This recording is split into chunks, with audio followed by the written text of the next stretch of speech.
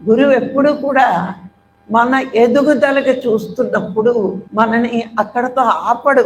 మనం చేయాల్సిన పనులు ఎంతవరకు చేయగలమో అంతవరకు చేయిస్తాడు సద్గురు.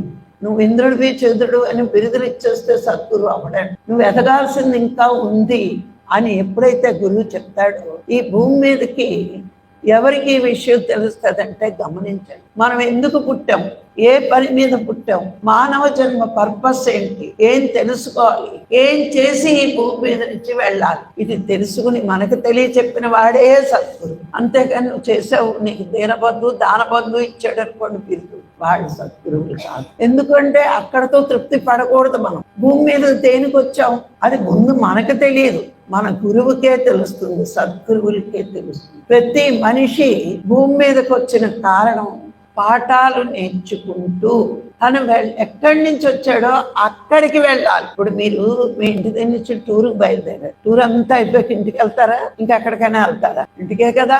మనం కూడా ఒక ఆత్మగా సత్యలోకం నుంచి వచ్చాం, ఈ భూమి మీదే పాఠాలు నేర్చుకోవాలి. ఆ లోకాల్లో ఏమీ నేర్పరు, అడుగు లోకాల్లోని ఏమీ ఉండదండి. ఏమిటి ఉంటుందంటే భూమి మీద మనం చేసిన పాప పుణ్యాలు, ఈ కర్మలు ఫలాలు అనుభవించడానికి ఆ లోకాలండి. నేర్చుకునేదంతా భూమి మీదే.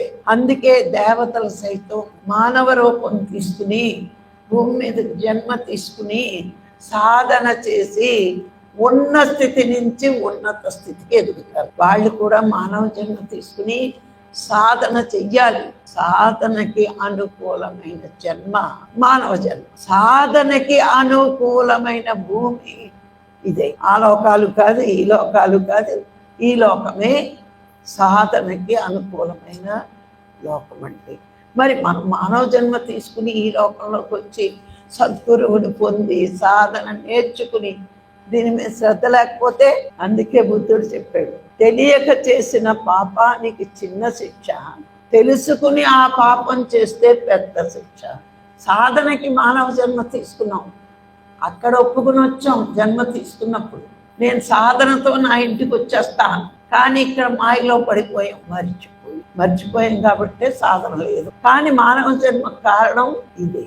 ఇది ముందు తెలియదండి మనం, ఎందుకంటే మనం చిన్నప్పటి నుంచి పెరిగిన వాతావరణం, పరిసరాలు, సాధన లేక మనకి ఈ విషయం తెలియక మామూలుగా పుట్టాం, పెరిగాం, చచ్చాం, ఇంతే. కానీ సద్గురువులు వచ్చాక మాయని తొలగించుకుని సత్యాన్ని తెలుసుకుంటాం, సత్యాన్ని ఆచరిస్తాం.